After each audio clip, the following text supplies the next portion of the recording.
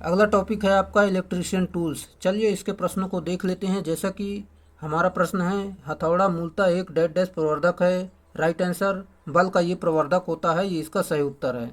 जैसा कि हथौड़ा का कार दीवार में कील ठोकने, छेनी की सहायता से दीवार या लकड़ी आदि में छिद्र करने के लिए बल लगाता है, ये इसका व्याख्या थी। चलिए अगला है, एक डैश डैश छेनी में तिरछी धार होती है और इसका उपयोग कठोर हो चुके मसाले यानी मोर्टार को साफ करने के लिए किया जाता है। सही उत्तर, जॉइंट किया जाता है, ये इसका राइट आंसर है। चलिए एक बार फिर से आपको बता देते हैं। जैसे कि एक संयुक्त छेनी में एक तिरछी तथा तेज धार होती है और इसका प्रयोग कठोर हो चुके मसाले को साफ करने के लिए किया जाता है। यह निम्न कार्बन इस्पात की बनी होती है। इसकी लंबाई जो है 18 सेंटीमीटर तक होती है।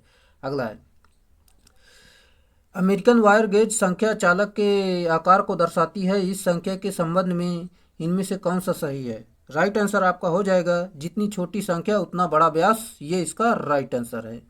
चलिए, जैसा कि अमेरिकन वायर गेज चालक के आकार को दर्शाती है, इस संख्या के संबंध में संख्या जितनी छोटी होगी वायर का व्यास उतना ही बड़ा होगा, अर्थात वायर मोटा होगा। जैसा कि 40 A W G 20 A W G में 20 ए डब्ल्यू जी का व्यास जो है ज़्यादा है, यानी आपका 20 ए डब्ल्यू जी वाला आपका ज़्यादा मोटा वायर होगा। चलिए अगला है, एक नियंत्रण परिपथ टेस्टर समांतर डैश डैश टेस्ट करने के लिए प्रयोग किया जाता है। फेज टेस्ट करने के लिए इसका प्रयोग हम करते हैं। और देखते हैं यहाँ पर, यह फेज की निरंतरता यानी कॉन्टिन्यूटी मापता है। इसमें 8 सेंटीमीटर लंबा ब्लेड होता है और इसका प्रयोग 500 वोल्ट तक किया जाता है। चलिए अगला है, निम्नलिखित में से किसे काटने के लिए सबसे अधिक गर्म कठोरता होती है? सही उत्तर सिरेमिक, इसका राइट आंसर है। अगला है, निम्नलिखित में से किस हैंड टूल का उपयोग पाइप या रॉड जैसा गोल चीज को पकड़ने, तारों को मरोड़ने और काटने जैसे कई कार्यों के लिए किया जा सकता है? सही उत्तर ऑप्शन नंबर सी, आप सभी को पता होगा, प्लायर, इसका राइट आंसर है। चलिए अगला प्रश्न है, अगला प्रश्न आपका हो जाएगा, जैसा कि रेक एक हैंड टूल है, इसका उपयोग किसके लिए किया जाता है? सही उत्तर आउटडोर उपयोग के लिए झाड़ू के रूप में इसका प्रयोग हम करते हैं, राइट आंसर है। निम्नलिखित में आपका चित्र दिया गया है, आपको बताना है ये किसका चित्र है। आप सभी को पता होगा ये रिंच आपका दिया गया है। चलिए अगला है, अगला आपका दिया गया, जैसा कि यहाँ पर आप देख सकते हैं, एक नियंत्रण सर्किट टेस्टर, इसके लिए एक सस्ता और उपयोगी उपकरण है। सही उत्तर, यह जांच करता है कि परिपथ लाइव है या नहीं, यानी जीवित है या नहीं। चलिए अगला है, जैसा कि यहाँ पर हम देख लेते हैं, नियॉन टेस्टर का उपयोग फेज टेस्ट करने के लिए किया जाता है और इसका उपयोग 500 वोल्ट तक की विद्युत की उपलब्धता को जांचने के लिए इसका प्रयोग हम करते हैं। अगला है, इनमें से किस प्रकार की रेती केवल अर्ध गोलाकार आकार के उपलब्ध होती है? सही उत्तर option number A, rasp cut file, ये इसका राइट आंसर है। जैसा कि इसका प्रयोग लकड़ी, रबर या घोड़े के खुर आदि को मुलायम करने के लिए तथा नर्म धातु एवं चमड़ा आदि वस्तुओं को रेतने के लिए किया जाता है। अगला है, डैश डैश का उपयोग ठोकने, सीधा करने और बंकन कार्य करने के लिए किया जाता है। सही उत्तर बाल पिन, हथौड़े का प्रयोग हम इसमें करते हैं, ये इसका राइट आंसर है। और इसके भागों को आप देख लीजिए, जैसा कि आपका यहाँ पर हैंडल दिया गया है, बाल पिन दिया गया है, वेज दिया गया है, नेक दिया है, फेस दिया गया है। जैसे कि आप बार का एग्ज़ाम देंगे, वहाँ पर आपका अगर आपका एग्ज़ाम निकल जाता है तो वहाँ पर आपका जो स्किल टेस्ट होगा, वहाँ पर कुछ टूल्स रखे होते हैं, वहाँ पर आपको पूछ लिया जाएगा ये कौन सा भाग है, ये कौन सा भाग है, ये सारे भाग आपके एग्ज़ाम में मान लो आपकी स्किल टेस्ट में पूछ लिया जाता है। इसलिए आप ये सारी जानकारी देखते रहिए और यहाँ पर पूरा अपना कॉन्सेप्ट क्लियर करते रहिए ताकि आपको कोई दिक्कत ना हो। और इसका प्रयोग हम विशेष तौर पर रिवेटिंग कार्य करने के लिए करते हैं। अगला है, standard wire gauge 22 wire MM में समान व्यास क्या है? सही उत्तर ऑप्शन नंबर सी, 0.711, इसका राइट आंसर है। जैसा कि यहाँ पर इसका तो व्यास इतना होगा और क्षेत्रफल देख सकते हैं 0.3973 mm होता है। इसके तारों या केबलों का व्यास मापा जाता है। और 19 SWG का देख सकते हैं 1.016 mm होता है। और स्टैंडर्ड वायर गेज 20 का जो देख सकते हैं 0.914 mm तक होता है, जो कि आप जान सकते हैं। चलिए अगला है, 90 डिग्री कोणों को विशुद्ध माप के लिए प्रयोग किया जाने वाला उपकरण डैश डैश है। सही उत्तर वो आप सभी को पता होगा, ट्राई स्क्वायर राइट आंसर है। चलिए, जैसा कि यहाँ पर आप देख सकते हैं, ट्राई स्क्वायर समकोण पर कसी दो धात्विक भुजाओं वाला दस्ती औजार है, जिसमें एक भुजा स्टॉक तथा दूसरी भुजा को ब्लेड कहा जाता है। ब्लेड की लंबाई 100 mm, 150 mm, 200 mm की ले सकते हैं, जो कि आप यहाँ पर देख सकते हैं। चलिए अगला है। अगला आपको दिया गया, जैसा कि टर्मिनल के निकट वाले छोटे तारों और केबलों को काटने के लिए आमतौर पर किस उपकरण का प्रयोग किया जाता है? सही उत्तर संयुक्त प्लायर राइट आंसर है। चलिए, जैसा कि यहाँ पर इसका डायग्राम आप देख लीजिए, जो कि यहाँ पर दिया गया है। चलिए अगला है। अगला आपको दिया गया है, पिन वाइज का प्रयोग निम्नलिखित में से किसके लिए किया जाता है? राइट आंसर आपका हो जाएगा, जैसा कि ऑप्शन नंबर बी, पिन जैसी छोटी वस्तुओं को धारण करने के लिए इसका प्रयोग हम करते हैं, ये इसका राइट आंसर है। चलिए, जैसा कि यहाँ पर हम देख लेते हैं, पिन वाइज अत्यंत महीन तारनुमा जाप को पकड़ने के लिए काम में आती है। इसके द्वारा पतली छड़, घड़ी की शाफ्ट आदि को पकड़कर उन पर मशीनी कार्य करने के लिए किया जाता है। अगला है, निम्नलिखित में से किस हथौड़े का प्रयोग धात्विक कार्यों के लिए किया जाता है? सही उत्तर बॉल पिन हथौड़ा राइट आंसर है।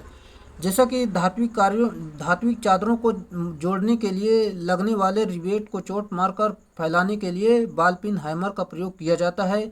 इसके पिन का आकार अर्धगोलाकार होता है और इसका प्रयोग छेनी पर पंच मारने के लिए किया जाता है। चलिए अगला है। अगला आपको दिया गया, जैसे कि पोकर का प्रयोग निम्नलिखित में से किसके लिए किया जाता है? आप सभी को पता होगा, लकड़ी को स्क्रू लगाने हेतु अग्रगामी छिद्र के निर्माण के लिए इसका प्रयोग हम करते हैं। जैसे कि कोई लकड़ी में आपका स्क्रू लगाना है, वहाँ पर पहले इससे छेद कर दिया जाता है, फिर वहाँ पर आसानी से आपका स्क्रू लग जाता है, जो कि आप देख सकते हैं। चलिए, जैसा कि इसे सुम्मी या ब्राउल भी कहा जाता है, इसकी लंबाई जो है 20 सेंटीमीटर तक होती है। इसके सारे भागों को देख लीजिए, जो कि हैंडल आपका दिया गया है, शंख दिया गया है, टिप दिया गया है, ये पोकर आपका पूरा इससे तैयार हो गए। और इसका दोस्तों, जो आपका बार्क का एग्ज़ाम होगा, वहाँ पर जो स्किल टेस्ट के लिए बुलाएगा, वहाँ पर आपके इसमें सारे भाग पूछ सकता है, इसीलिए आप इसे सारे कॉन्सेप्ट क्लियर करते रहिए। अगला है।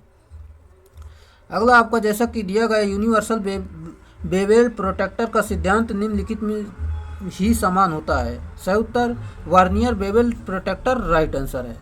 चलिए, जैसा कि यहाँ पर आप देख सकते हैं, इस प्रोटेक्टर के द्वारा हम किसी कोण को 1 डिग्री के बराबर भाग यानी 1 डिग्री बटे 12 या 5 मिनट की परिशुद्धता माप सकते हैं। चलिए अगला है। अगला आपका दिया गया, एक प्लग गेज जिसके एक सिरे पर इसका गो और नो गो आकार होता है कहलाता है। सही उत्तर प्रोग्रेसिव प्लग गेज, ये इसका राइट आंसर है। जैसा कि यहाँ पर आप देख सकते हैं, प्रोग्रेसिव प्लग गेज एक ही सिरे पर गो या नो गो बनाया जाता है। इसका गो सिरा न्यूनतम अनुमन्य विमा में और नो गो सिरा अधिकतम अनुमन्य विमा में बनाया जाता है। इसमें पहले गो सिरा, उसके पश्चात नो गो सिरा तथा फिर हैंडल होता है। अगला है। अगला आपको दिया गया है, थ्रेड रिंग गेज का प्रयोग किसकी जांच के लिए किया जाता है?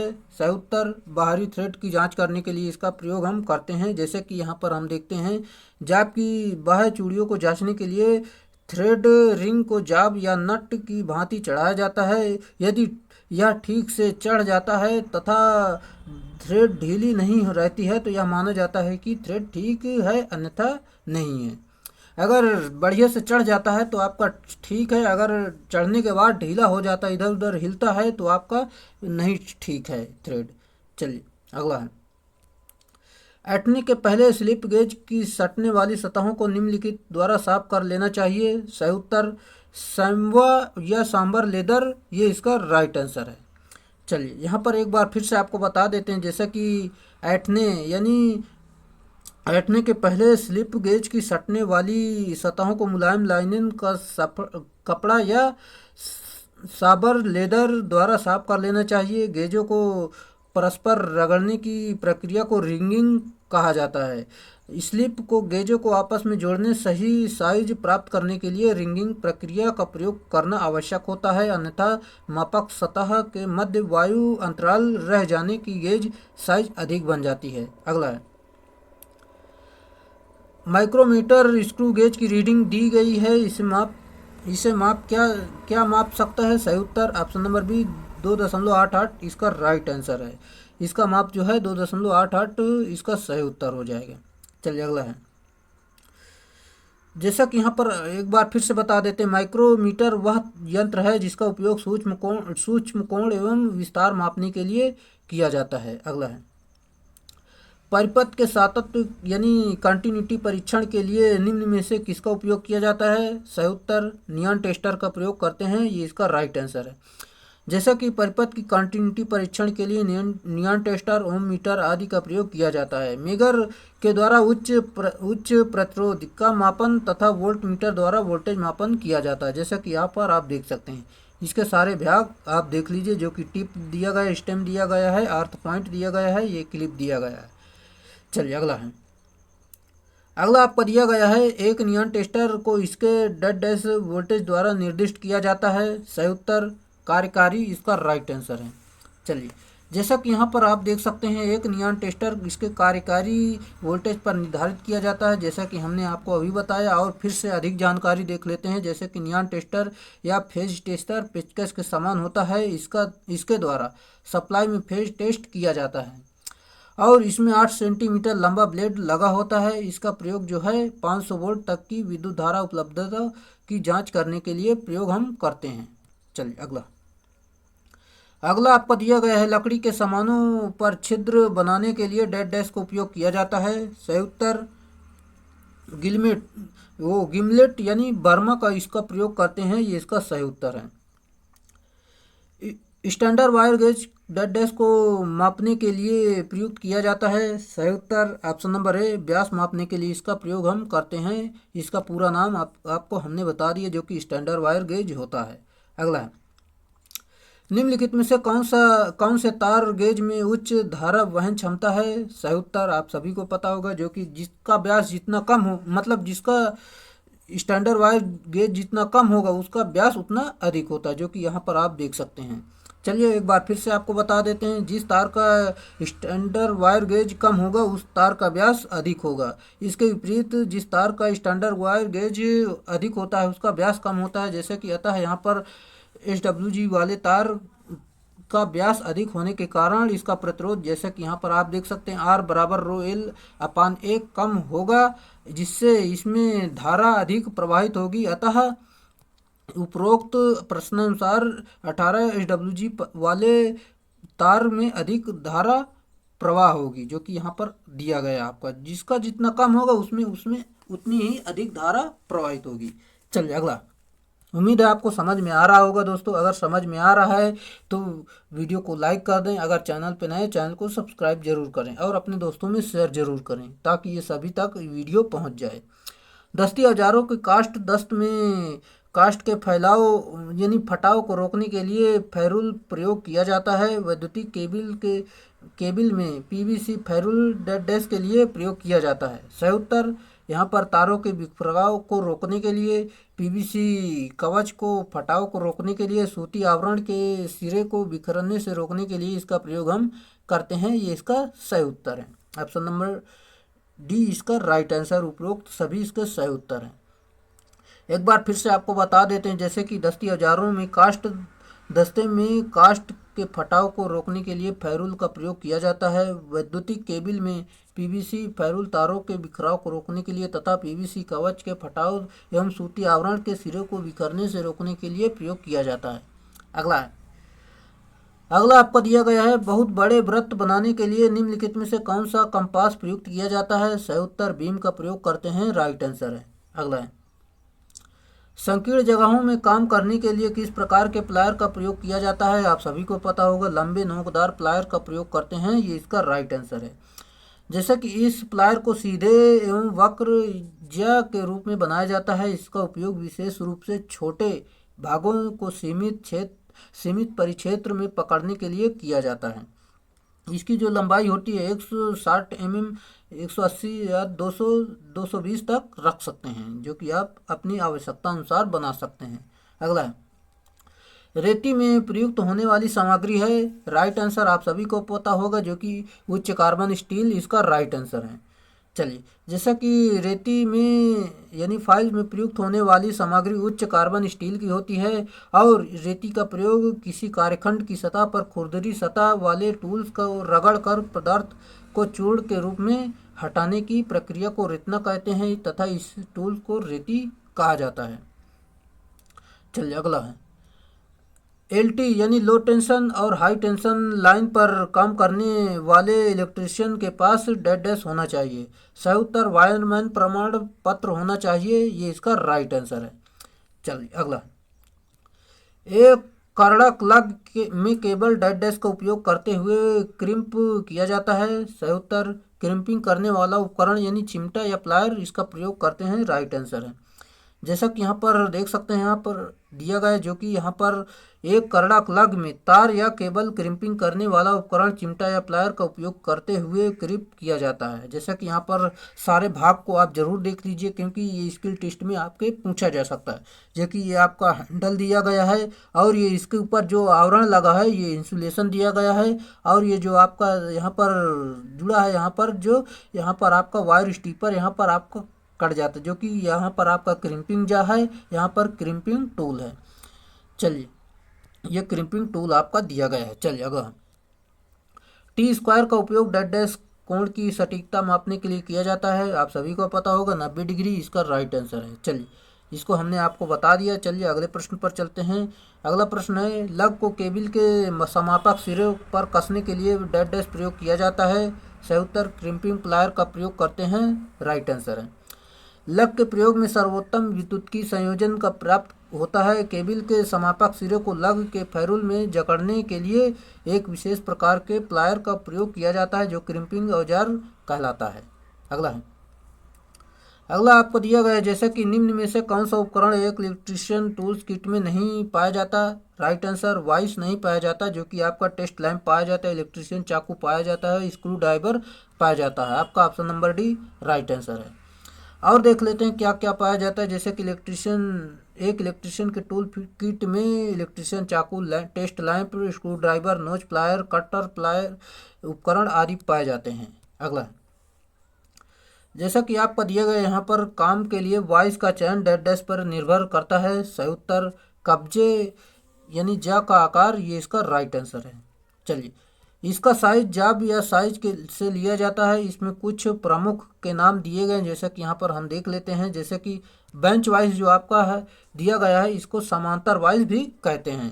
दोस्तों, इसका दूसरा नाम आप जरूर देख लीजिए, यहाँ पर आपके एग्जाम में पूछा जा सकता है।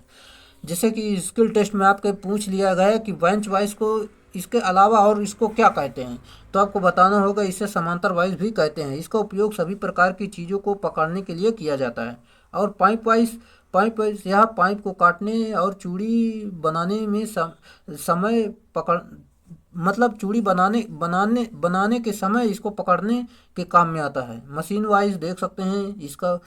और लाइन वाइज जो होता है यहाँ पर ओवरहेड तारों को पकड़ने के लिए इसका प्रयोग हम करते हैं। और हैंड वाइज का प्रयोग करते हैं, पिन वाइज, ये सारे इसका प्रयोग हम लेते हैं।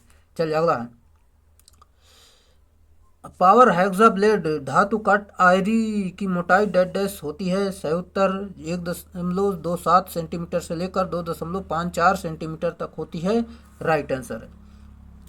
चलिए, हेक्सा ब्लेड धातु काट आयरी लोहा आदि धातुओं वस्तुओं को काटने वाले हस्त औजारों, इसमें मुख्यतः एक एडजस्टेबल फ्रेम हैंडल, उच्च कार्बन इस्पात ब्लेड तथा एडजस्टेबल ब्लेड होल्डर होता है। इसके ब्लेडों की लंबाई जो 3 सेंटीमीटर होती है। पावर हेक्सा ब्लेड जो होता है धातु काट आयरी की मोटाई 1.27 mm से लेकर 2.54 mm तक होती है। अगला, किस प्रकार के उपकरण का उपयोग कैलिपर के अंदर माप स्थानांतरित करने के लिए किया जाता है। सही उत्तर स्टील पैमाना, राइट आंसर है। जैसा कि स्टील रूल एक मौलिक मापक साधन है जो कि आप देख सकते हैं। इसका प्रयोग